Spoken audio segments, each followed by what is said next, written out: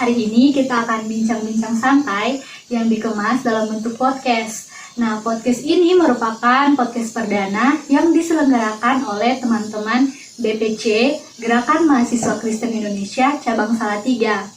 Nah, teman-teman, podcast ini mempunyai ciri khas tertentu, yaitu podcast 1900. Nah, apa sih arti dari 1900 ini? Nah, teman-teman, podcast ini akan diselenggarakan 2 bulan sekali pada tanggal 19 dan tepat pada pukul 19.00 waktu Indonesia Barat. Nah, tujuan dari podcast ini adalah keinginan dari teman-teman BPC untuk memunculkan metode-metode dalam meningkatkan spiritual anggota-anggota GMKI Cabang Salatiga melalui topik-topik yang sangat kontekstual, apalagi saat ini dalam kondisi pandemi seperti ini. Kita bisa memanfaatkan teknologi-teknologi yang ada di tengah-tengah pandemi, gitu teman-teman. Nah, teman-teman, dalam podcast kali ini juga saya Deva Arifia Doki, teman-teman bisa sapa dengan Deva. Saya akan memandu podcast kali ini dan saya merupakan anggota GMKI Cabang Salatiga. Nah, kita juga akan menghadirkan narasumber yang luar biasa dan kece saat ini, yaitu adalah siapa Kak? Silakan perkenalan diri. Ya, terima kasih Nona Deva. Saya Yasser, saya juga masih anggota aktif GMKI Cabang Salatiga. Dan juga terima kasih kepada Deva dan juga teman-teman Badan Pengurus Cabang yang sudah mengundang saya di kesempatan kali ini. Aktivitas saya saat ini, selain menjadi anggota aktif, saya juga bekerja di salah satu perusahaan di Salatiga. Oke teman-teman, kita kan sudah berkenalan nih dengan Kak Yasser. Nah, tadi Kak Yasser bilang bahwa Kak Yasser itu bekerja di salah satu perusahaan di Salatiga. Nah, Kak itu di bidang apa begitu dan sebagai apa begitu Kak? Ya, saya bekerja di perusahaan otomotif Suzuki. Jadi di bidangnya itu penjualan mobil, sales marketingnya. Dan ya kesibukan saya seperti itu saat ini. Selain itu juga ya aktif di beberapa organisasi. Ya walaupun capek tapi tetap menikmati selagi masih muda dan diberi kesempatan. Oke, siap Kak. Nah, teman-teman, karena Kak Yasser sudah menjelaskan, terima kasih Kak untuk segala kesibukan dan penjelasan kesibukan Kakak. Nah, hari ini tema podcast kita adalah media sosial sebagai tempat kesaksian iman. Nah Kak, menurut Kakak bagaimana sih dengan topik ini? Atau Kakak sekarang lagi pakai media sosial apa gitu? Ya, media sosial sebagai kesaksian iman ya. Untuk saat ini saya menggunakan beberapa media sosial, terutama yang menunjang pekerjaan saya juga dan juga menunjang selain pekerjaan ya untuk organisasi tadi, kesibukan organisasi dan juga sebagai ya kalau dibilang tempat pelayanan, saya masih bingung pelayanan apa yang menurut saya untuk dilakukan di bagian itu gitu. Tapi media sosial yang saya gunakan saat ini ada Facebook, ada Instagram, ada WA, ada Telegram juga, dan LinkedIn dan beberapa media sosial lain yang ada gitu. Tapi paling aktif di 3 media tadi, Facebook, Instagram, dan WA. Dan terkait pertanyaan Devi tentang bagaimana sih menggunakan media sebagai kesaksian iman, menurut saya kita perlu menggunakan media itu sebijak mungkin. Saya tidak mau terlalu jauh membahas tentang kesaksian iman dulu karena saya bukan mahasiswa teologi dan menurut saya belum beriman juga. Oke, siap. Saya akan membahas dulu bagaimana kita bijak menggunakan media. Setelah itu, apakah media itu menjadi tempat kita bersaksi, itu bisa dinilai oleh orang-orang di sekitar kita, seperti itu. Nah, bagaimana kita bijak menggunakan media? Mungkin dalam pemahaman teman-teman, baik teman-teman di GMKI ataupun teman-teman di luar GMKI, menggunakan media yang bijak itu misalnya mengontrol penggunaan kata-kata, ya, atau tidak mengetik sesuatu yang dapat menyinggung orang lain, atau tidak men-share hal-hal yang berbau negatif. Bagi saya sebenarnya tidak hanya terletak di itu. Bijak itu bukan hanya tentang bagaimana kita mengatur kata-kata, bagaimana kita juga selain mengatur kata-kata tadi, selain kita membagikan hal-hal yang negatif, Tetapi kembali lagi, bijak itu kembali ke diri kita dulu. Bagaimana kita sedapat mungkin, seminim mungkin memberikan informasi yang menurut kita bersifat rahasia, tidak terlalu terbuka ke publik. Contoh pada saat ini, media-media itu sudah punya sistem pencarian tertentu yang dimana ketika kita sebagai pengguna media menggunakan media, dan pada saat kita menggunakan, kita kadang mengetik beberapa kata kunci. Contoh misalnya saya mencari motor, saya mengetik kata kunci motor atau motor bekas atau motor baru dan lain sebagainya. Ketika saya mengetik di Google, informasi yang saya berikan di Google itu akan terlink ke Facebook, Instagram dan lain sebagainya, sehingga muncul iklan di Facebook dan Instagram terkait motor. Nah, ketika muncul iklan seperti itu, Devi, itu mereka tahu kata-kata yang kita cari tadi. Apa yang Kak butuhkan? Ya, apa yang saya butuhkan tuh mereka tahu gitu. Nah, kenapa mereka bisa sampai di situ? Padahal sebenarnya kan saya tidak memberikan informasi kepada Instagram dan Facebook begitu. Iya, betul. Itu hal yang positif. Ketika saya mencari motor, saya terbantu dengan adanya iklan yang sesuai dengan itu. Tapi bagaimana kalau itu hal yang menurut saya bersifat rahasia? Contoh nih, saya ingin mencari cara untuk meracuni orang lain misalnya. Tiba-tiba nanti muncul racun-racun gitu. Itu kan racun. Ya, malah mempengaruhi pemikiran saya untuk saya tetap melakukan kejahatan saya. Pasti kan tujuan racun itu kan untuk membunuh gitu. Tapi kan bagi penyedia racunnya, dia tidak peduli itu, yang penting dia lakukan adalah penjualan. Nah di situ menurut saya itu sesuatu yang tidak bijak juga gitu. Kenapa menurut saya tidak bijak? Karena ketika saya terlalu banyak memberikan informasi, akhirnya orang di luar sana banyak menggunakan informasi pribadi saya menjadi suatu ancaman juga, baik bagi saya maupun bagi orang lain begitu. Terutama terkait misalnya psikologi saya dan lain-lain. Itu Devi untuk yang. Oke Kak, terima kasih untuk penjelasannya. Kak, tadi kan Kakak bilang dalam menggunakan media sosial ini kita harus membatasi diri, dan tadi juga Kakak sudah jelaskan banyak begitu bagaimana kita bijak dalam menggunakan media sosial. Nah Kak, apakah orang-orang yang share, saya juga termaksudnya kayak share kata-kata mutiara begitu, atau kata-kata motivasi, atau mungkin share informasi yang saya dapat dari story WA misalnya, atau dari story Facebook dan Instagram, itu apakah saya juga tidak memberikan kesaksian iman Kak, atau bagaimana?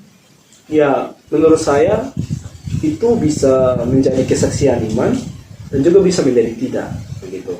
Jadi dua hal ini memang seperti benang tipis ya, tidak terlalu kelihatan, tapi juga sangat berpengaruh bagi orang-orang sekitar. Contohnya gini, ketika saya men-share hal-hal yang positif tadi, men-share kata-kata mutiara dan sebagainya, artinya saya pun siap melakukan begitu. Kalau itu secara positifnya, saya pun siap melakukan. Dan yang berikutnya, kalau dia menjadi negatif, dia bisa share sebanyak mungkin informasi di berbagai banyak media, tapi pola perilaku yang dia lakukan setiap hari tidak sesuai apa yang dia share. Jadi bisa aja orang tuh sangat rohaniawan di media, tapi dalam kehidupan nyata dia menjadi rohana gitu. Jadi ya itu bisa menjadi persoalan. Jadi tolong bagi saya tolong dipahami untuk dibedakan begitu. Jangan sampai karena kita melihat seseorang tampak di media bagus sekali, kita memuja begitu. Padahal sebenarnya dalam kehidupannya tidak baik. Jadi bijak di sini pun ya diperhatikan juga dengan teguran-teguran itu. Nah, selain itu pun kadang ada orang yang menurut kita bijak, tapi dia mengungkapkan perasaannya di media. Jadi misalnya gini, dia setiap hari seolah-olah share tentang banyak hal, tentang pacaran yang positif atau yang lain-lain. Padahal ketika dia men-share itu, dia sebenarnya mengungkapkan perasaannya, bahwa dia lagi tidak sedang baik-baik saja atau lagi punya masalah ini. Dan kadang orang meluapkan di situ gitu. Nah, ketika banyak orang yang mengetahui itu bisa merencanakan sesuatu yang tidak baik kepada kita. Misalnya, contoh nih, misalnya Eva pacaran, terus ada masalah sedikit dengan pacar, terus share di media. Terus ada yang lihat dan baca, dan dia tahu, oh ternyata dia ini lagi punya masalah ini nih. Lagi galau, lagi stres. Mungkin bagi butuh seseorang yang lain, dan dia bisa masuk. Oke lah kalau dia masuk misalnya untuk membantu dari masalah itu. Tapi kalau dia masuk untuk menjadi orang ketiga, itu Aduh. bisa jadi juga kan? Gitu. Iya, Nah, selain dia bisa menjadi orang ketiga, oke lah itu mungkin masih kategori yang baik. Tapi kalau dia memanfaatkan situasi itu dengan berbagai banyak hal, contoh misalnya itu merugikan Deva, misalnya dia minta uang dan bla bla bla yang lain yang ditawarkan, nah itu menjadi hal yang negatif. Jadi bijak itu tadi yang saya maksud di situ. Ya oke Kak, tadi kan Kakak udah bilang bahwa hal untuk share-share informasi dan kata-kata motivasi lainnya itu bisa jadi baik, bisa jadi buruk juga untuk Yeah. diri kita dan orang lain begitu. Nah Kak, saya dan teman-teman di rumah mungkin seringkali tuh menerima banyak informasi dari media sosial yang kita gunakan, dari Instagram, dari Facebook, dari WA, dari grup-grup lain begitu Kak. Nah bagaimana sih cara kita untuk memfilter informasi-informasi agar itu tuh tidak merugikan diri kita atau tidak merugikan orang lain juga Kak? Itu bagaimana Kak? Ya, pertanyaan menarik ya. Bagaimana sih kita memfilter banyak informasi yang masuk? Bagi saya untuk memfilter informasi yang masuk, kita mengecek dari mana sih informasi itu muncul. Cara cek kita banyak. Kita bisa menggunakan kata-kata kunci tertentu di Google untuk mencari informasinya. Dan juga ya kalau masa lalu ya mungkin masih mencari di buku-buku cetak begitu. Tapi sangat susah untuk saat ini gitu. Siapa sih yang mau repot pergi ke perpustakaan hanya untuk mencari sesuatu dan mencari buku gitu. Tapi lebih gampang kan misalnya pakai Google gitu. Iya. Nah, ketika kita mencek informasi itu, kita bandingkan dari beberapa sumber. Apakah ini bisa dipastikan kebenarannya atau tidak? Tapi hal-hal yang tidak harus kita cek informasinya ada bersifat umum. Contoh misalnya kata-kata motivasi, kata-kata mutiara misalnya, itu tidak perlu dicek kebenarannya karena itu cuma kata yang menyenangkan orang, kata yang membuat orang termotivasi. Misalnya hidup itu jangan terlalu dibuat lemah, atau hidup itu jangan terlalu dibuat susah. Kan kita bisa bahagia dengan hal-hal kecil. Itu tidak perlu dicari dengan informasi tertentu gitu. Tidak perlu dibuktikan juga kebenarannya. Begitu. Tapi kalau misalnya tiba-tiba ada pada satu kejadian ada seseorang yang tiba-tiba memenangkan hadiah tertentu dengan cara dia misalnya lagi tidur dan lain sebagainya. Nah itu kan perlu kita tahu. Jangan sampai berpikir oh ini baik memotivasi orang lain untuk bekerja lebih keras gitu. Tapi pada kenyataannya itu tidak benar, itu hoax gitu. Atau orang yang memaksa kita harus lebih banyak bekerja keras untuk mencapai sukses. Contohnya saya sekarang ini, saya sudah sukses sebanyak ini. Saya punya mobil mewah, punya rumah yang bagus dan lain-lain. Dan saya bisa katakan itu semua murah banget begitu. Iya. Nah teman-teman tahu tidak dia dapat uang sebanyak itu dari apa? Dalam konteks ini saya ingin mengatakan bahwa semua orang yang hidup di dunia ini bagi saya itu pasti bekerja keras. Tidak ada orang yang tidak bekerja keras terus bisa makan dan bisa berbuat banyak yang lain.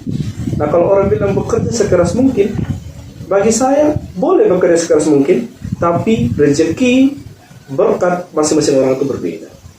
Apakah sopir angkot tidak bekerja lebih keras? Mereka bekerja dari pagi sampai malam. Apakah penghasilan mereka sama dengan bos eksekutif di kantor? Tidak. Padahal mereka sama-sama bekerja begitu.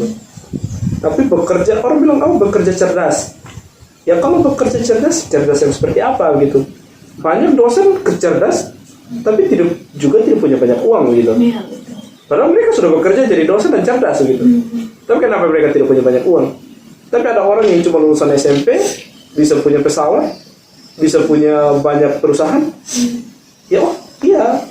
Dia bekerja, tapi dia juga punya rezeki dan berkat masing-masing.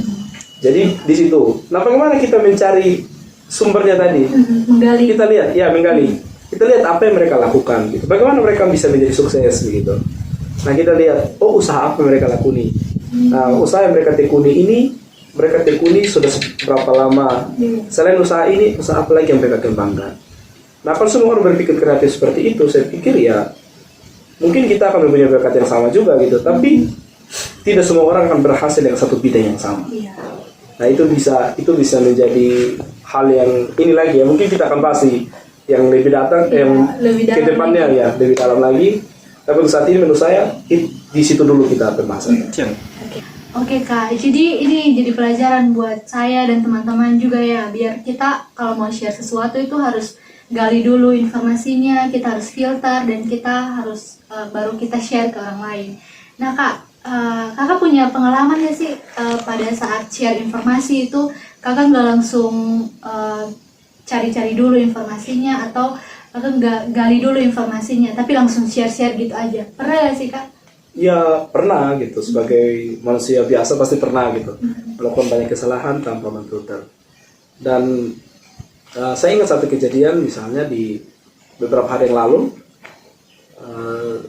saya men-share satu, ya hanya gambar biasa aja, tapi saya share tulis di bawah situ selamat memasuki bulan Ramadan gitu. Padahal itu kan sudah pertengahan bulan Ramadan. Maksud saya itu adalah mempersiapkan diri untuk masuk Lebaran. Masa untuk Idul Fitri. Iya. Tapi yang saya tulis adalah malah Ramadan gitu. Dan itu kan artinya tanpa saya mencari maksudnya membaca lagi atau mungkin mengingat perayaan yang tepat itu seperti apa, saya malah suka share. Terus tiba-tiba loh kok ada orang komen Lebaran maksudnya ya kayak gitu. Jadi terus akhirnya harus mengakui gitu, sadar dan bilang oh iya Lebaran ya gitu, terus hapus dan akhirnya kasih tahu ke orangnya dan upload ulang gitu. Nah kesalahan-kesalahan seperti itu kan bisa ada yang kelihatan dan ada yang tidak kelihatan gitu, yang langsung gitu. Nah oke lah, itu hal kecil, tapi kalau misalnya saya kan kadang tulis juga di media gitu, di media lokal maupun di media yang regional lah, regional yang sekitar Jawa Tengah misalnya atau NTT. Nah ketika menulis di berita misalnya, kadang ada beberapa informasi yang menurut kita sudah dapat data yang benar, tapi ada orang lain yang komen ketika kita sudah share beritanya, itu datanya perlu diteliti lagi lebih jauh. Nah kita harus siap begitu, membaca lebih banyak lagi, terus juga mencari informasi sebanyak mungkin untuk membandingkan. Kalau memang kita salah, kita bisa ralat dari medianya dengan meminta maaf begitu. Kalau itu benar ya kita lanjutkan aja, tinggal kita beritahukan kepada orang yang kritik. Nah kesalahan-kesalahan seperti itu pasti terjadi gitu. Jadi ya tidak ada yang luput dari kesalahan, tapi sebaik mungkin dan seharusnya seseorang sebelum men-share apapun dia harus mencoba mencari informasi banyak mungkin dan memfilternya. Nah ketika sudah difilter dengan baik, baru bisa di-share sehingga itu bisa berdampak, bermanfaat bagi orang. Jangan itu malah merugikan orang lain seperti itu. Siap Kak. Oke Kak. Nah Kak, kita kan udah bicara banyak nih dari kebijakan kita menggunakan media sosial, kemudian pembatasan diri dalam share-share informasi. Terus Kakak juga bilang tadi bagaimana sih cara kita menggali-gali informasi untuk kita share begitu ke media sosial. Nah kalau begitu Kak, sesuai dengan tema kita hari ini, nah menurut Kakak apa masih penting gitu kita menggunakan media sosial untuk memberikan kesaksian begitu? Atau menurut Kakak kesaksian apa sih yang kita akan sampaikan melalui media sosial yang kita punya gitu Kak? Ya menurut saya sebenarnya bersaksi lewat media itu ya kalau dia pengkhotbah oke lah gitu. Dia pengkhotbah, dia bersaksi atau menjangkau lebih banyak orang ya tidak bermasalah gitu. Bahkan banyak konten-konten positif juga, share-share firman Tuhan lewat media, ada yang dari TikTok, ada yang dari Facebook, ada yang dari Instagram, atau quotes-quotes yang positif lah gitu. Itu bisa menjadi kesaksian gitu. Tapi tidak selamanya yang seperti itu. Bagi saya tadi dari diri kita, kalau kita bijaksana itu kita memberikan kesaksian juga. Contoh gini, tadi yang saya bilang ya, kalau saya men-share sesuatu dan saya melakukan itu dalam kehidupan saya, tidak perlu saya bersaksi bahwa saya ingin memberkati orang lain. Tapi bagi orang yang membaca informasi itu melihat, oh ya, Yasser itu dia men-share tentang ini dan dia melakukan ini seperti ini. Nah itu menjadi kesaksian bahwa ternyata Yasser itu buat seperti ini dan dia share seperti ini, itu baik ya gitu. Saya harus ikuti itu. Dan tidak harus selalu saya mengatakan gitu. Jadi menurut saya dengan kita bijak setiap hari mengatur penggunaan media kita, orang-orang di sekitar kita akan melihat kita selalu positif gitu. Orang-orang tidak akan menganggap kita negatif dan lain-lain gitu. Orang menganggap kita selalu positif karena melihat perilaku kita di dunia nyata dengan dunia maya itu sama gitu. Tapi kalau itu berbeda, itu menjadi hal yang lain. Artinya kita hanya share-share hal yang baik, padahal kehidupan nyata kita tidak baik gitu. Contoh paling nyata misalnya, saya suka maki dalam dunia nyata. Saya maki teman-teman saya dengan nama-nama binatang, A sampai Z begitu.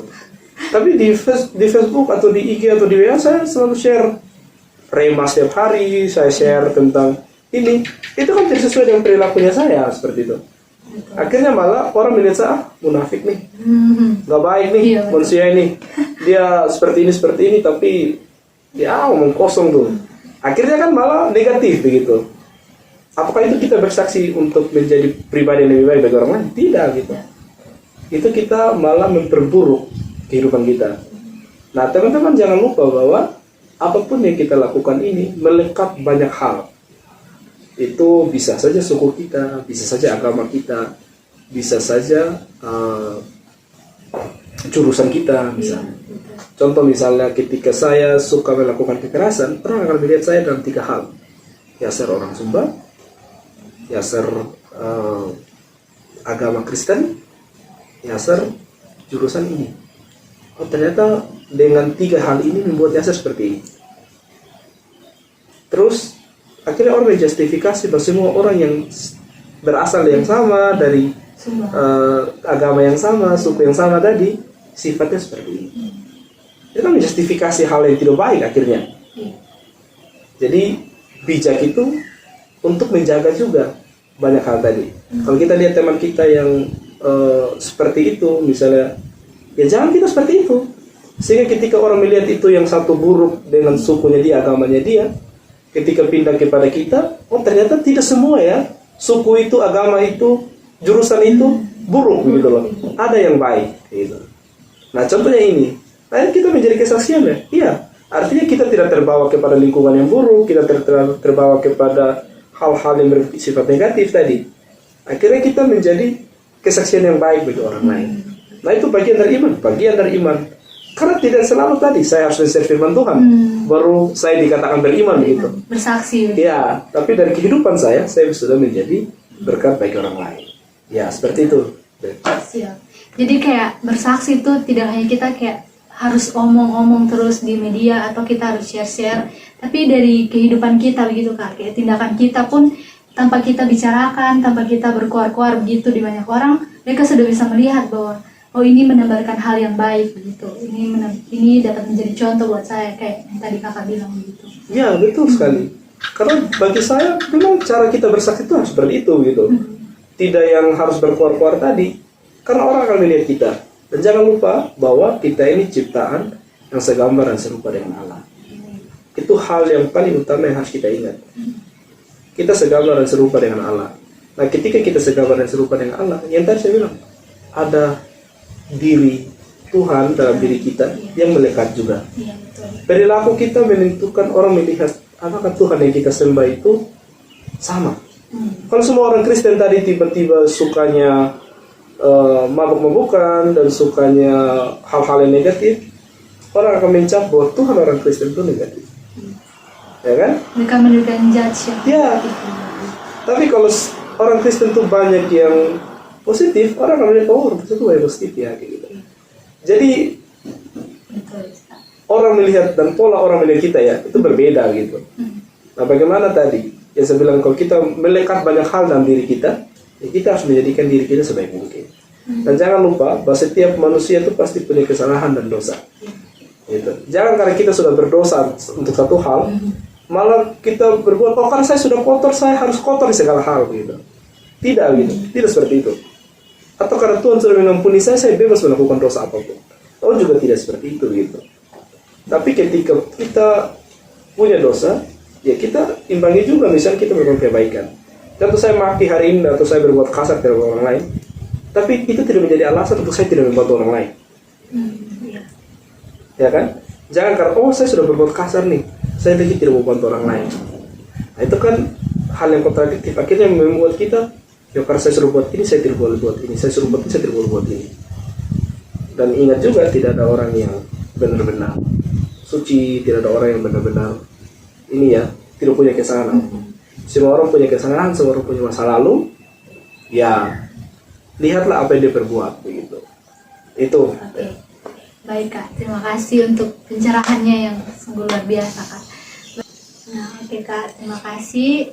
Berarti Kak, kalau kita sebagai anak-anak muda zaman now gitu, yang sekarang sudah sangat-sangat canggih menggunakan teknologi, apalagi pandemi saat ini, teman-teman pasti sering-sering dengan HP, laptop, dan lainnya gitu. Dan tadi kakak juga bilang bahwa kalau bersaksi di media sosial itu kita harus kayak selaras begitu juga dengan apa yang kita sampaikan melalui share-share story yang di WA, Instagram, atau di TikTok dan lainnya. Itu harus sejalan juga dengan apa yang kita lakukan gitu, agar itu jadi berkat juga dan jadi kesaksian gitu untuk diri kita. Nah Kak, bentuk kesaksian kan tadi sudah kakak jelaskan juga bagaimana menggali informasi untuk kita bersaksi di media sosial, entah itu dari postingan yang kita buat, kemudian dari tindakan-tindakan kita. Nah, adakah tips dari kakak gitu untuk kita nih, kita semua yang ada di sini maupun yang ada nonton podcast ini, agar menggunakan media sosial itu dengan bijak begitu Kak? Seperti yang tadi kakak bilang, agar itu tuh menjadi kesaksian dalam kehidupan kita dan menjadi berkat bagi orang lain juga. Ya, kalau dari saya sendiri sebenarnya untuk bijak menggunakan media untuk yang menjadi ruang kesaksian kita, ya dibatasi untuk hal-hal yang tidak terlalu penting gitu. Batasi penggunaan banyak media sosial juga. Oke lah, kalau kita mau jualan silakan, tapi kalau kita hanya menggunakan itu untuk mengekspos sebanyak mungkin informasi dari diri kita, itu dibatasi untuk saat ini. Jadi selain tadi memfilter dan lain sebagainya, mungkin teman-teman bisa mendengar kembali ya kalau belum jelas. Menurut saya yang paling penting adalah membatasi penggunaan media sebanyak mungkin, karena bisa saja menurut kita baik, malah kita memberikan akses kepada orang lain untuk tahu diri kita dan kita dimanfaatkan seperti itu. Jadi tips dari saya, membatasi diri, membatasi penggunaan media yang tidak terlalu penting. Kalau hanya untuk pribadi yang tidak penting-penting amat, tidak usah lah gitu. Tapi kalau mau itu digunakan untuk, oh ya saya mau melakukan penjualan di produk tertentu, ya silakan gitu, bebas, sebanyak mungkin media, sebanyak mungkin orang yang kita kenal, itu malah lebih membuat produk kita terjual, ya oke-oke saja seperti itu. Tapi kalau untuk pribadi-pribadi kita, bagi saya dikurangi. Dan saya ingat ada gerakan saat ini untuk puasa menggunakan HP pintar, Android maupun iOS.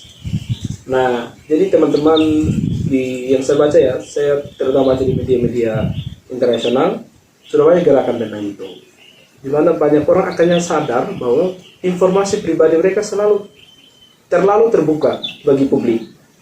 Akhirnya sekarang HP-HP, ponsel-ponsel pintar itu ditinggalkan, mereka mulai menggunakan kembali HP yang jadul, yang hanya bisa telepon dan SMS untuk membatasi diri tadi gitu. Nah, kalau bagi kita saat ini memang belum bisa membatasi diri dengan menggunakan HP yang jadul lagi, misalnya karena HP saya ini banyak digunakan untuk kuliah dan lain sebagainya, oke gitu, tapi penggunaannya dibatasi.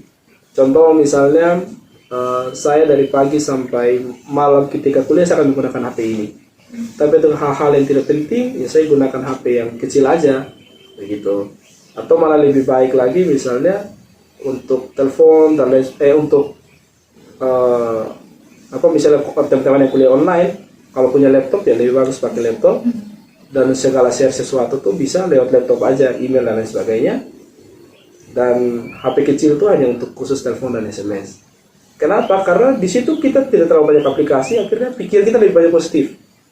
Kalau terlalu banyak aplikasi, kita menjadi kaum rebahan gitu, tidur karena setiap hari scroll tidak penting kan gitu. Tapi habis berjam-jam begitu ya akhirnya kan kita bilang ayo jadi milenial yang produktif loh. Kita produktif di tempat tidur akhirnya kan gitu. Betul kan. Jadi ya batasi penggunaan HP seperti itu. Kita pakai HP kecil, kita puasa gitu. Dicoba aja, pasti menyenangkan. Saya pernah coba ketika saya tidak aktif bekerja, saya menggunakan HP kecil. Kadang saya simpan HP dalam lemari atau dalam sengaja disimpan di kos. dan saya pergi keliling begitu, membuat pikiran saya lebih positif. Saya bisa melihat banyak hal di luar diri saya ya. Saya ketemu banyak orang, saya ngobrol dan lain sebagainya, lebih nyaman dibandingkan ketika saya bawa HP dan saya ngobrol tidak nyaman gitu, sangat tidak nyaman sekali. Nah, jadi saran dan tips saya cuma seperti itu. Saya kembalikan. Oke, terima kasih Kak. Ya, berarti teman-teman, kita sudah dengar tips dan saran dari Kak Yaser kan. Nah, teman-teman, semoga kita dapat melakukan tips yang diberikan oleh Kak Yaser. Itu memang susah, saya pribadi juga candu begitu dengan teknologi, tapi sesuatu yang susah bukan berarti tidak bisa kan dilakukan. Oke, berarti teman-teman tetap semangat dan tetap produktif. Oke, terima kasih Kak Yaser untuk bincang-bincang santai hari ini dan banyak hal yang kita dapatkan hari ini Kak. Kemudian terima kasih juga untuk teman-teman BPC di balik layar. Terima kasih. Ya, teman-teman yang nonton podcast ini, jangan lupa share dan komen apa yang teman-teman dapatkan dari podcast kita kali ini. See you on the next podcast. Dan jangan lupa doa. Jangan sampai karena podcast ini teman-teman jadi lupa doa. Oke, dadah.